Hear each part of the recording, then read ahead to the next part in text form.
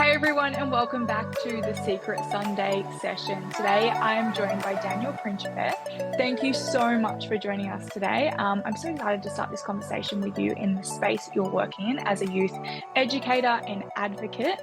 In a world at the moment that is talking a lot about youth, talking a lot about discipline around youth and how we are educating them, how we are influencing them. So I feel like the conversation with yourself is very relevant to the times that we are in today. But firstly, welcome to the podcast. Thank you for joining us. Thank you so much for having me. It's a delight. Now, I know a little bit about yourself and your story, which has led you to where you are today. But for those people that are not aware of who you are, who is Daniel and what does he do with himself? That's a good question. Continue to wrestle with that and how to articulate that best.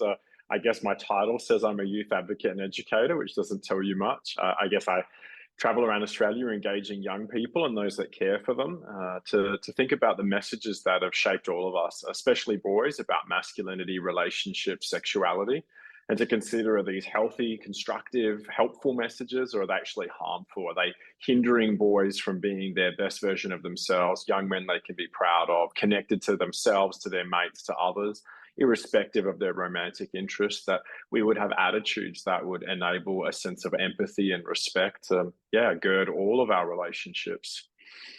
What incredible work that you're doing in this space. Why do it?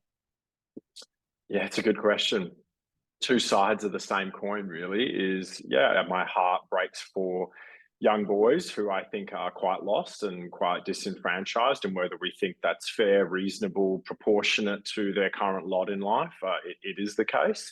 And I worry about what happens to insecure boys who become men, and the harms that they inflict on themselves and others. And so there's a sense of wanting to prevent those harms is a real driving force. And then there's obviously the positive vision, which is like, well, who could they be? Like, what are their untapped gifts, talents, abilities that we all should be giving expression to? And that's true for young women and all of us, old people or not, like it's like, how much more of us could we be giving expression to? And I certainly don't have all the answers to that, but I definitely want to be part of having conversations where we can, I guess, get out of the shallows and hopefully get into the deep and talk a bit more about, what has shaped us? What do we hope for? What could that look like? I would say early on in this space, I was mainly motivated by the injustices that I saw and the fact that many people I loved, both men and women, had experienced sexual violence, and wanting to do something about that. And realizing that unless we, help boys become healthy men, then we're not going to address that. It's interesting because a lot of people that have personal experiences, say with someone that unfortunately has been sexually assaulted or abused or anything in that sort of aspect, will normally cause blame to governments and legislation and look at our court system and then fall short and say, well, we can't do anything. So we end up just complaining about it. But for you, it seems like you've gone straight to the root and straight to the groundwork and working with young boys. Why was that the case, and what led you to work with young boys? Yeah, I think for me, like most things that birthed out of our pains, our yearnings, our hopes. I was raised predominantly by a single mum who had to make out myself what is it to be a good man, and didn't really have the best guidance along the journey. My mum did a terrific job and being a mum.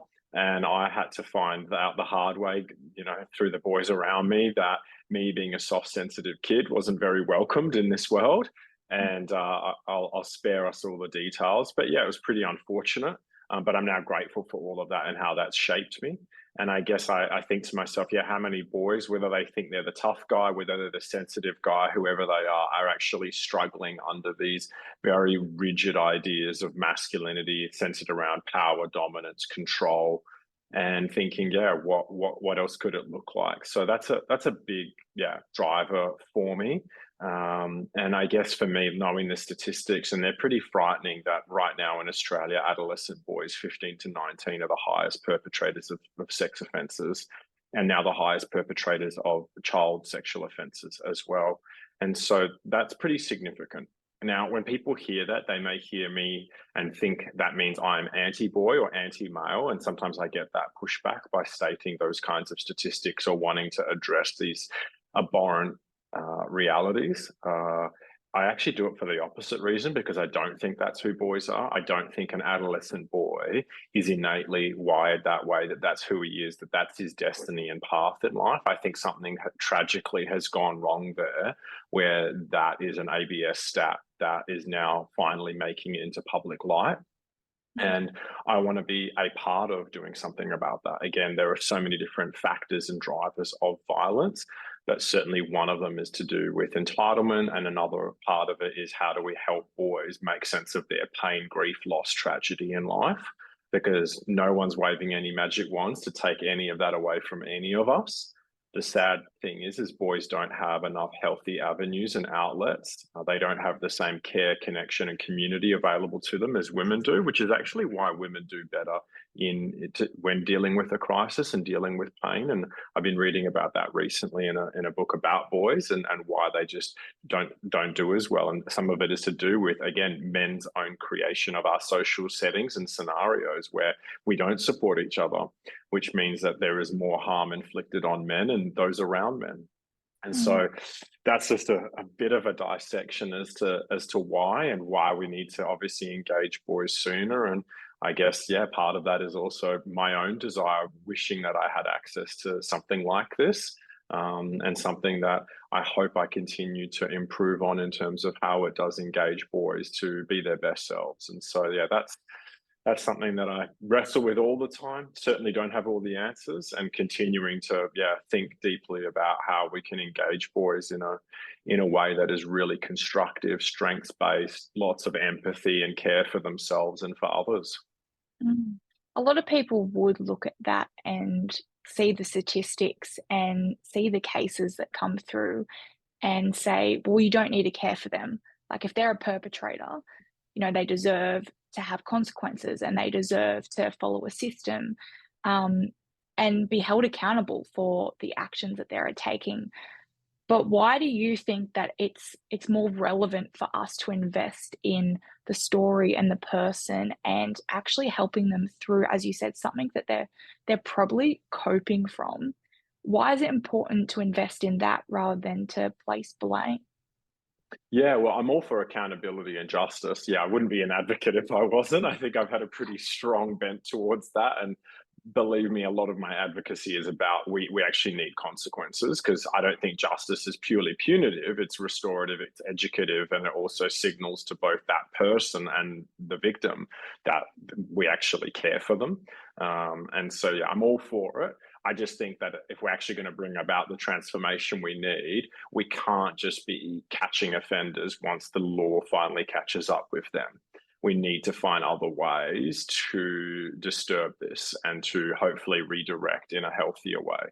And so, yeah, I think given how little justice occurs through courts, we can't be waiting for that. And we have to equip others to be involved in this. And, that's where we hear talks about being upstanders and these sorts of things. But yeah, my whole thing is all of it's justice, from preventative all the way to punitive.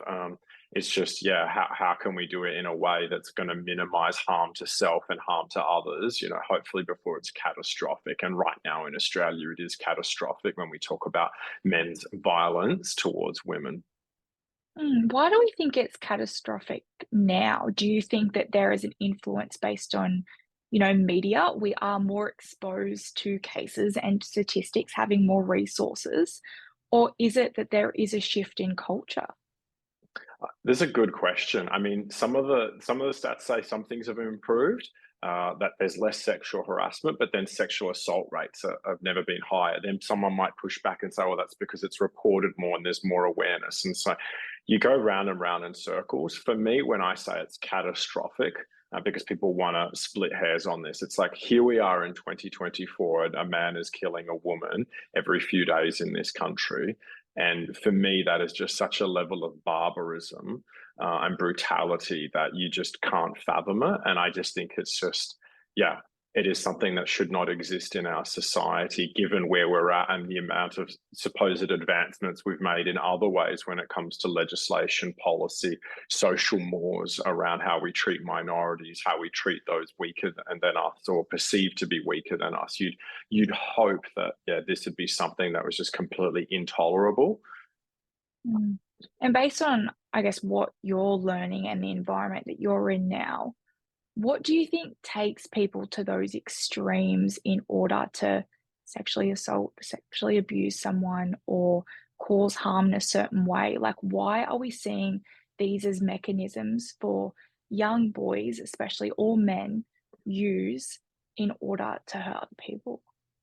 Yeah, I think there's some sense that some of them maybe don't know. I think there's a huge part that all of it for me, and this is the lens that I look at my work through, is how have we come, whether willfully or unintentionally, to deny someone else's humanity, to see other people as less human than us. Therefore, we are indifferent to their suffering, to their pain, to their voice, to their preferences, to their desires, and that's what I'm concerned by, and how, especially within a heterosexual context of a lot of this, how that is reinforced in terms of male attitudes towards women, that women are less than, that they're less worthy of protection, safety, care, and other things that are owed to them by individuals and by our society. And so that's the part that I'm most interested in, and how we are socialized through the world around us to see that and to believe that subtly. And so that's some of the work that I actually do, or actually a significant part of it is looking at the messages that we receive and how it undermines our capacity to see and treat other people as equal to us. Mm. It's quite interesting because, there's also been experiences where women can be the perpetrator. And do you think as well, I know you don't do a lot of work with women in this space, but do you think it comes from the same motives of then being with a partner or being with someone and feeling like then the male in the situation is less than the woman? Oh, I think anyone can dehumanize another person for their sex, for their race, for their cultural background, economic status. So yeah, that's not exempt for any person to treat any other person in that way for whatever particular reason. I guess for me, I'm just looking at it through a more of a normative lens, and the more obvious cultural messages that we subtly get, that yeah, women are less human than men. And so yeah, it definitely can happen the other way, and not immune to that. And I think a big thing is being able to say we can care about all of it, whilst also recognizing that there's trends towards things being more common than other. And therefore, where should we focus most of our attention? Not all, but most of our attention. Mm. And we spoke about or touched on masculinity. Do you think that in this this day and age in the world that we are today, that we are sending the wrong message in terms of what masculinity is? Yeah, I think we've got mixed messages, or we don't even know what it is. And I think that's a big part of the problem. And yeah, I think at the end of the day, and I've wrestled with a couple of my mentors, one of whom's a professor in the US on this. And at the end of the day, we are always going to tell stories about what it is to be male. And that's where we get this notion of masculinity from. And I guess there's people who reject masculinity altogether, and the concepts of femininity, masculinity. And I respect those as academic arguments. For me, I still come back to the fact that as humans, irrespective of time, place, culture, we've always told these sorts of stories, whether directly or unconsciously. And I guess for me, I'm like, I guess how I see it, and maybe I'm wrong on this, and I'm happy to be wrong on it and learn otherwise. We're always going to say something about what it is to be a male in this world, and so we may as well try and say healthier things, good things, things that are going to be helpful. And again, that would be true of all good humans. But it's like, how does that particularly engage with those who are male, and what stories are we telling about them? And so, yeah, I think for me, there's this idea of kind of the dominant, controlling, abusive kind of vision of masculine, this kind of pseudo tough guy that's got to put others in their place. And I think that has kind of risen even more in response to people's feeling of the emasculation of males, and that men are passive, or it's the time of of women. And so there's kind of like, I feel like there's been this counter rising to kind of combat that, and it's come from a really unhealthy, insecure place. For me, when I think about this, I'm like, well, we don't have to be part of emasculating men, and we certainly don't have to be part of a dominant culture of men that wants to put women and minorities in their place. I'm like, surely we can just be part of championing healthy men with things that I think are always in vogue. And that's part of my work with boys, is looking at, well, what are the healthy things that are attributed to any good human, but let's talk about any good male throughout human history, and how can we, I guess, assess ourselves, our vision, our purpose along those lines. And so that's where I come back to virtue. I think virtue has always been in vogue and always good. Like, it's always a good thing for men to be loving, to be courageous, to be wise, to be self-controlled, to be just, to have care, these sorts of things, to have fortitude. Like, these are just good things. I'm not saying that I embody them. I'm not saying I've arrived on them, but that is stuff that motivates me to think, is that what my life looks like? Is that what I'm becoming more like? And that should be true of any person. And I think we've really failed in that. I think I'm grateful that we have deconstructed some things from the past and asked some questions, but sometimes I think we throw away time-tested wisdom way too readily when it has provided an anchor point. And we kind of, I think for me, I see in part that for boys where they don't know what it looks like, and sadly either, check out or become toxic, for lack of a better word. And I think there's a really beautiful, healthy space in the middle where you can be grounded and you can care for others and care for yourself and have a backbone, but not use that to dominate and control others, but to be really secure in yourself. It's really important, I feel, that that word that you mentioned, which is secure, because so often we don't feel secure, and that's why we act out or we choose different things in order to cope with, because we're trying to latch on and we're trying to identify ourselves in a world that, as you said, is so confusing. There are so many different types of messages of who you should be, who you shouldn't be, where you should be heading, where you shouldn't be heading. And this overload of information on a young boy, I can only imagine the stress, as well as you said, there's almost that old conditioning as well that can come in, that you have to be a leader, you have to be dominant, you have to be the breadwinner. And that's being broken down, and that's shifting in the culture that we find ourselves in today. How does a young boy navigate his way through all this information and actually know what he truly wants? Yeah, that is the biggest difficulty, isn't it? And that's true of all of us. How do any of us know what we truly Mm, want, what's truly good for us? And I think we're all on that journey, and that's very much the approach I have with boys. I don't get up there and talk to them as if I've arrived, I've worked this all out. I say, I'm a man growing up in a really pornified, sexualized world that has mixed messages about being a man. I didn't have healthy male role models, and I'm still working it out and trying to manage me well in a culture that I don't think sets me up, let alone you boys in a younger generation, to be your best self. And so we might have to do a bit of critical thinking and reimagine what this could look like for us to be good young men. But again, not every young person gets those opportunities or those conversations and has those role models around them. Everybody kind of talks about that as a crisis, and it is true. Like, there isn't enough positive male role models. And I'll be honest, that's one of the questions I ask boys every day is like, do you feel like you have enough positive, healthy male role models? And they say no. They feel like they don't see those stories told. mm, Uh, and that is something that I think we all have to kind of sit with. And maybe, you could argue, well, where are they looking? Because maybe if they're looking to TikTok or, wherever else, maybe, yeah, that could be why. Again, not saying that it's all bad on there, but, I think those stories are few and far between, and those characters that, yeah, are worth aspiring to are less so. That's definitely something that I think. And it's also hard to also endorse people in the public eye because we maybe don't know who they are. It's why I try to say, well, I think we need to notice and look for those virtuous traits in people around us, our, older friends, our neighbors, our mums, our sisters, our uncles, like people who embody some really wonderful traits that we can notice and celebrate. It would be great to have good heroes and people that they can notice in the culture around them, but it's not always the case. Do you think it's unrealistic to ask a young person to be accountable for themselves and the type of person they want to be in the story that they want to write in their life? I think fully accountable, no way. I think partly, absolutely, yeah. And so I think when I look at some of what's going on and the harms that we're seeing to young people at the moment, I think a lot of it, like social media companies, the global porn industry, toxic influencers, and the people that profit from all of that should be far more accountable than the young person themselves whose frontal lobe isn't fully developed trying to make decisions. So, yeah, it's not to absolve them and say, no, not at all.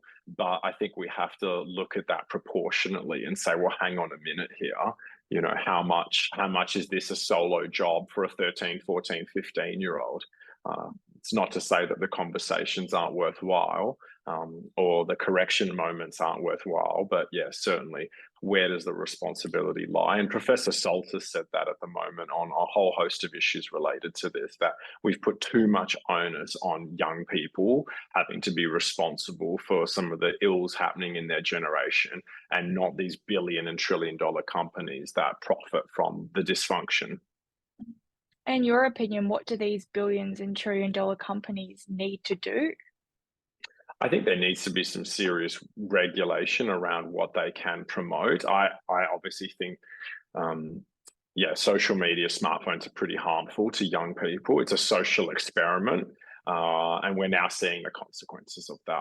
I'm not formally, but I'm certainly a cheerleader for the idea of raising the age of being on social media and smartphones, just because of the impact that is happening. I mean, I feel like every other day another book or another publication comes out highlighting the harms of this on young people's well-being, mental health, body image, relationships, and then to the more extreme things to do with suicidal ideation, self-harm, and sexual violence, sexual assault. So yeah, I think there needs to be a bit of a reining in. I think we need to have a cultural shift on this. I think we've kind of handed young people devices, and that we've not really helped them and set them up to kind of succeed in that space. And I think a Mm, big part of that is by delaying it. And I don't mind being seen as being kind of outdated or whatever on that. I think just seeing the harms is pretty mm, evident on that space.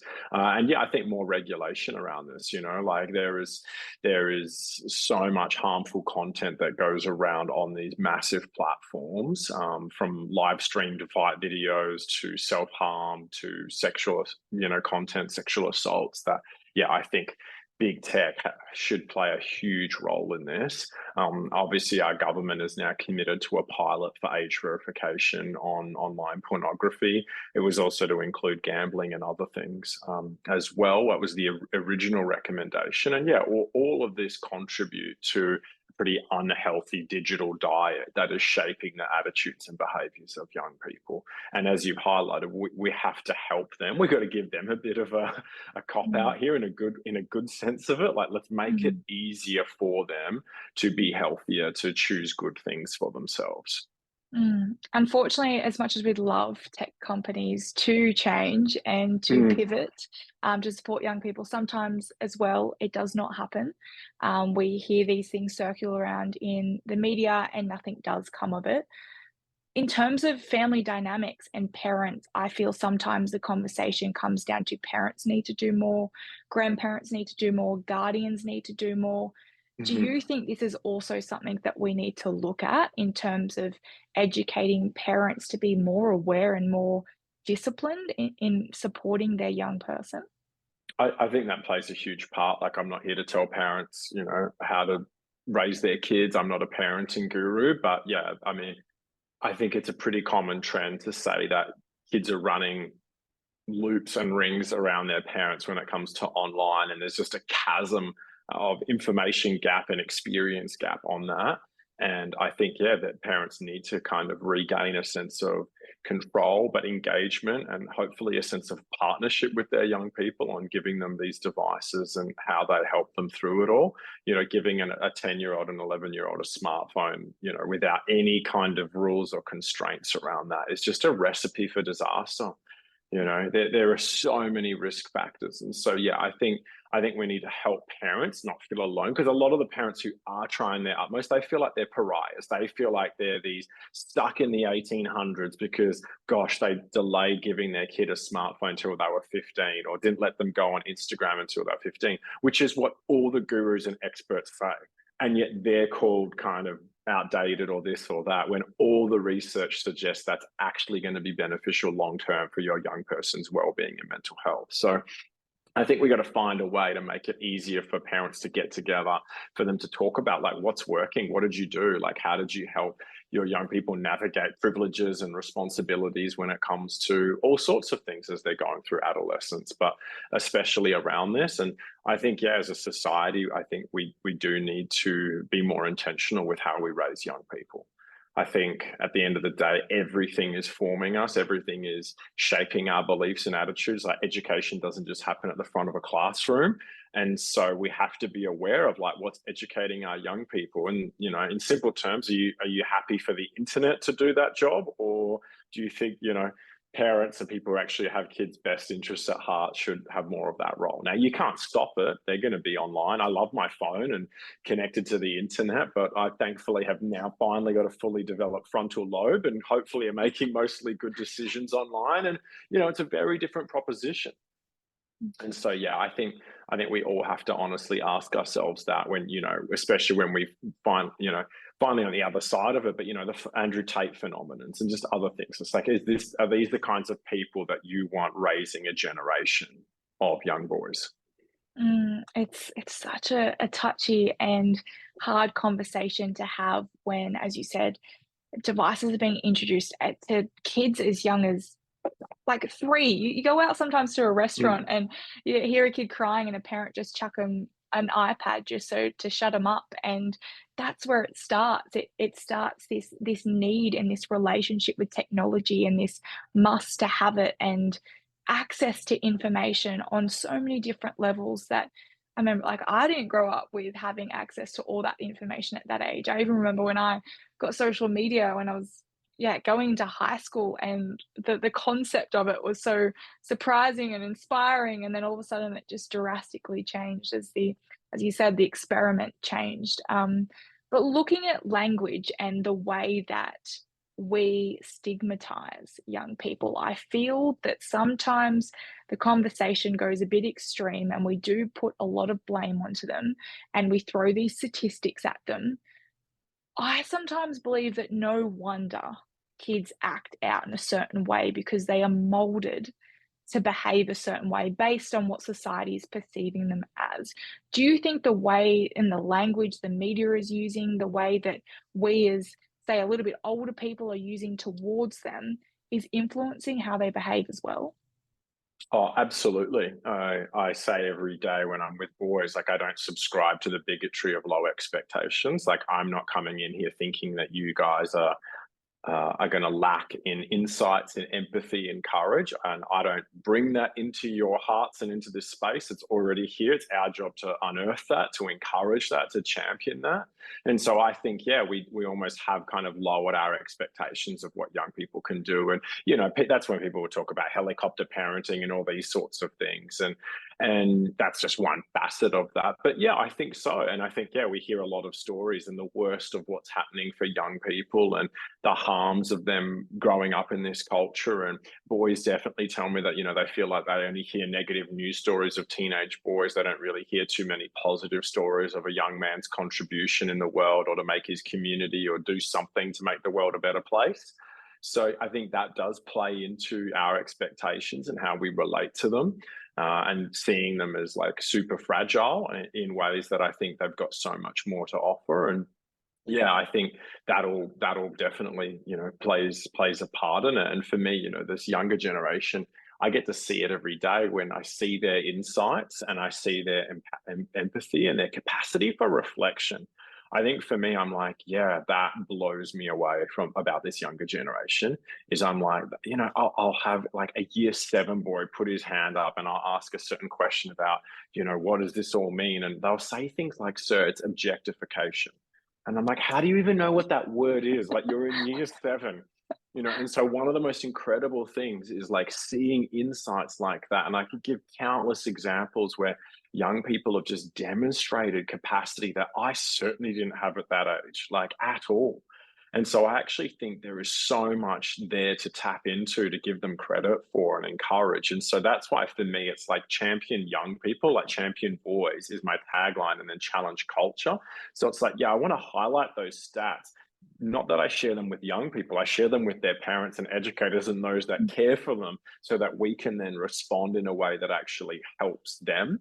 Mm. Because yeah, I think they do hear so much of the worst about them, but I think it's important that the adults in the room are aware so that we can do something about that, and make it easier for them and for us to help raise them. Mm. I'm interested to know, what do the adults think when they hear the statistics? I think they're overwhelmed. A lot of them don't know some of the things that I mentioned earlier. So I spoke at a primary school in Sydney on Friday, and had some parents come up to me afterwards saying that they were in tears. And I don't go out of my way. My kind of promise is that I will address the elephants in the room very, very gently. I don't try to be provocative. I don't try to say things more extreme than they need to. I think reality speaks for itself.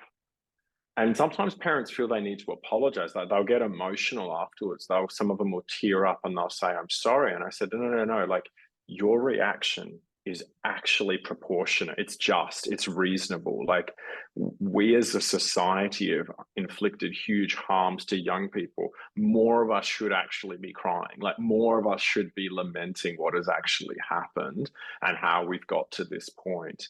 And so, yeah, I actually think that is a fair response. I'm not trying to make people cry, but I cry a lot. This stuff breaks me from time to time because I think to myself, gosh, this is so unfair. Like you were 11, you were 12, you're 13, having to navigate things that you should not have to. And so I actually think one of the things that I say is like to the adults is it's like, it's great. I'm championing empathy and respect in young people, 100%, but we have to model it. Are we modeling that for them? Are we extending that for them? I love that, because it's so important, as we spoke about earlier, is having those role models. And a lot of the time, if it's not external, you look to your parents and you look to the people that brought you up in this world. And sometimes it's that checking point where you have to reflect on yourself, and am I modeling it? And am I being a good representation to my young person? Such an important conversation to have. Um, do you feel that, or do you ever fear that the conversations that you have in these workshops and in these programs and with young people and parents, that it's left at the door, that you have these amazing moments and you're able to connect so deeply with people, but then they walk out of the door and it all goes over their head, and knowing that you may not actually have been able to change anything? Yeah. Oh, I think anyone who cares deeply about outcomes and lasting impact should allow that thought to haunt them, not to cripple them, but to at least grip them, and ask that question, and to allow us to feel a bit powerless at times. Yeah, absolutely. I certainly don't walk out of a room being like, right, there's like 200 boys who are never going to have a tough day in their life. There you go, school. There you go, parents. I've Winning. sorted it all out. No way. I sit there thinking I can give them the best conversation in 90 minutes that I can humanly do. And they are going to go, and I say this, it's actually part of my closing remarks. It's like, guys, you're about to leave this auditorium, leave this hall, either head on a bus, head into the playground, log online, pick up your phone, and you're not going to be in the same space that we've created here to encourage the very best of you. And I know you've got the insights. I know you've got the empathy. It's really hard to now have the courage to live that out. And so I beg them, close to beg, and ask them, would you just make it easier for one another? Please, just make it a little bit easier for your mates or the new kid or the girls or whoever to just have a chance to get through some of these challenges. Like, would you just make it a little bit easier for them and for yourselves? And so I'm trying to appeal to their sense of solidarity, that they're all facing some challenges, that this isn't a boy v girl thing. This isn't an adults v young people. Like, we're all navigating this. And so would they try and do that? And of course, I sit there going, yeah, I wonder how long, some of these messages would stay there. And at the end of the day, you can only sow seeds and do what you want to do. And of course, like for me, best practice looks like a more full day program, and then engaging staff and engaging parents to keep the conversations going in a way that doesn't center on, me coming in and delivering talks and doing incursions. And so, yeah, there's better ways to achieve that. However, yeah, you can't feel like you're blowing into a hurricane sometimes. Mm. It's like anything. I know in the work that we do, it's you can only hope just to plant the seed, and the rest is up to them. And you have to accept the fact that sometimes you're not going to be able to help and save everybody, and unfortunately, sometimes you're not going to be able to change the statistics, but you can just be able, as I said, to plant that seed and only hope that you have planted it enough for them to change a perspective. And even if it's in a moment, or then they come to a realization at another point or another experience, and just hope that your conversation has triggered them to change the way that they would act or react in a certain situation. And it's tough. Mm. It's really tough. But we all can only really just do our part. That's right. That's exactly right. And I'm not over promising that. I always say that to any school or community or not for profit, like no one can promise you that, yeah, you'll get to the other side of this and it's just eradicated all the challenges. I think for me, I hope it causes the boys who are striving to be decent to be more resolute, to take heart that there's people for them, and that we see their attempts and endeavors, and we commend that. And hopefully for the mushy middle, it might just plant a seed of provocation, and yeah, something like that. And hopefully, for those who are the kind of real resistance, like who knows? Mm, Who knows? I sometimes for those ones, I think, maybe it shows everybody else not what to be, because sometimes those types really out themselves, and it can look ugly. It's very rare that that happens, but the people that really resist this, I think it outs it. And in some ways, if the only redeeming factor of that is the fact that it hopefully confirms to the others, like, we don't want to be that guy. mm. Well, we'll take that too. Yeah, because I mean, it would take such courage as well for a young individual to step out of the norm, especially. I mean, we see videos all the time of people, whether it's being violent, being aggressive, and it's normally a community or a village of people that jump in, and you don't want to be that one person that steps out and says, stop. How do you even just plant that seed for someone to, be courageous and don't be like everyone else, don't fit in, don't follow the bullying, and don't contribute to this culture? Stand out in Mm. your own, to a young person where isolation, being alone, walking your own path is so daunting, because it means that you are going to be all by yourself. And we know in the world that has been here for ages what stereotype that person gets if they're on their own and choosing to choose a different path. Yeah. Totally. That is so tough. I guess I've always been someone who, like, rebelled against the pack. Yeah. And at the same time was very passive. So I wish I'd spoken up and done more. I was happy to be different to others at times during high school. And so, yeah, I recognize that that is the hardest part, because I was different, but I was certainly not an upstand. I was certainly not courageous. I was certainly not willing to do things that mattered and try and challenge harmful things and harmful cultural practices. And so, yeah, it is tough. It's been something that I think is an ongoing life lesson of trying to keep your integrity, stick true to your principles. And I think all we can do is hopefully drum up an appetite and a vision in boys, and some of them get it, of what it feels like to be the person you say you are, to live out your values in public, even when it costs you. And I say to them, like, I've failed on that front many, many times, but that when you finally do that and start to create a pattern of standing true to what you say you're about, that feeling is nearly unparalleled. And I Mm, say to them, if I could bottle any feeling, it would be the feeling of what it's like to stand true to your principles, even in the face of, yeah, resistance, and how that will feel for you later that night and the next day, and the sense of groundedness, self-confidence, self-respect that cultivates. Like, oh, I wish I could bottle that and serve that to every person. And the reality is each of us will have those moments in life. And even if we don't rise to it the first time, they'll continue to present themselves. And I just tell them that I hope, yeah, that the sooner they're ready, it's okay if they're not, but the sooner they are, like that is an incredible feeling and something that will change them forever in a really, really positive direction. I think, yeah, upsetting the norm and really honoring yourself is a great feeling for anyone once they decide to really to look at what it is that they want for their life and how they can even contribute to others' lives. It's, as you said, you can't take away that feeling. This has been an amazing conversation, and I'm so grateful for your time and sharing all the work that you are doing in this space, which is so, so needed. I do want to end on a couple of quick questions, Go for it. just to add to the conversation, because of course we need more information, we need to add more. But in the work that you are currently doing now, you have worked with so many young boys, but what do you truly think it is that they specifically need in order to feel heard, in order to feel safe, in order to create this space where they feel like that they can be their true selves? Yeah, I think men that model it and invite them into that initiated community of healthy men, of Mm, men aspiring to be their best selves. Like mm, they need that more than anything, because who you want approval from speaks volumes. Because you will then play that out in your life. And so, yeah, I think they need to see it and see it modeled by men.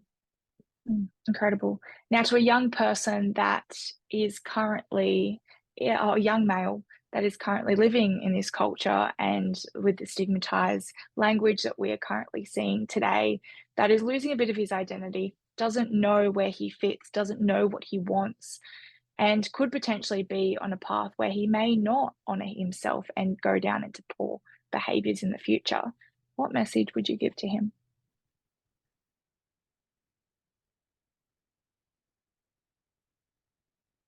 That I'm really sorry for whatever has happened to him, where he would see himself in that light, where he would think that that's all he was good for, all he was capable of. And I'm sorry for whatever, whoever, however that message has disrupted who he could have been up until now, and the people that have no doubt probably harmed him or neglected to love, care, nurture him in a way that he should have been. And I'm really sorry for that. Uh, yeah. What do you think he can do about it?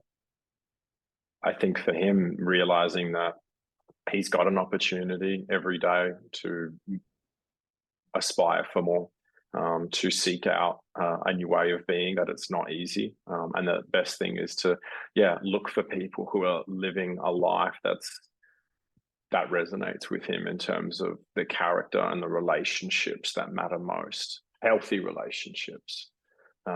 And I think that is something worth seeking out. It's hard to see it if you don't know what that looks like, though, and if that hasn't been modeled to you. Mm, And so, yeah, that is such a difficult proposition. Yeah, uh, yeah. I feel for any young person and young boy who may find themselves in that scenario. mm. Would you say anything to parents? I would just, as try to say always, like young people are living in a world that they haven't created, but they're having to navigate it, and it's on us to actually help in, to be intentional, to lean in, to make it easier for them to be healthy, to form respectful relationships. And we owe it to them to model that, to Mm, give them the tools, the language, and the opportunities to fail, to make mistakes, and continue to choose things that are good for them and good for others. And that parents are so well placed to do this. Parents are so well placed to know their young people and where they're at, and to not only model it but have those teachable moments. No one else can take the role of a parent. Educators like me, yeah, have a role to play, but it's nothing compared to the role that parents get to play day in, day out. It's hard. I commend them. I thank them for the ones that are just doing their absolute utmost, and to just know it's worth it. mm, And I see that. I see the benefit, and I see how grounded those kids are who know that they've got mum, dad, carer, whoever it is in their corner, who've created those spaces for them to, yeah, I guess, grow and learn and be safe. Beautiful. And lastly, if you were a young person yourself and you had a guy called Daniel come in and was going to do a talk to you, what would you take away from your own presentation at your own school? It's a good question. I'm actually speaking at my former high school for the first time in 10 days, Oh, so that's an interesting proposition. it's meant to be. Uh, yeah, yeah, yeah. I think for me, it would have given me permission to realize I didn't have to be like these other guys. I didn't, and it was actually a good thing that I didn't buckle to some of the peer pressure. I definitely couldn't stand up for myself, but I think it would have assured me and comforted me that I could be a soft, sensitive young man, and that was a good thing. And it was a good thing if the culture didn't crush that out of me, that would actually be something commendable if you can get through your adolescent years and still keep your sensitivities and have not, I guess, yeah, become callous towards yourself and towards others. Yeah, change. It's that one of that big thing, we all just change because we just wanna fit in and be accepted and loved, and because Hmm. the opposite to that is not being loved and not being good enough, and we all know we hate those feelings, but thank you so much for joining us today. I really appreciate your time and all the work that you're doing in this space, and I know so many communities would thank you as well, so just thank you for what you were doing, and please continue to do it, because I know it's making waves and it's really starting and challenging those stigmas that need to be challenged in this space. So thank you. Well, thank you so much for having me on The Secret Burden, and thank you for your work and your voice. Absolutely. And as well, thank you to everyone else out there for joining us for another Secret Sunday session. Where can people find you, Daniel, if they want to find out more or even have you come along to their school? Oh, that's so kind. They can just head to my website, danielprincipe.com.au. Incredible. We'll go check Daniel out there. Otherwise, once again, thank you for joining us for another session, and we'll catch you guys all next time.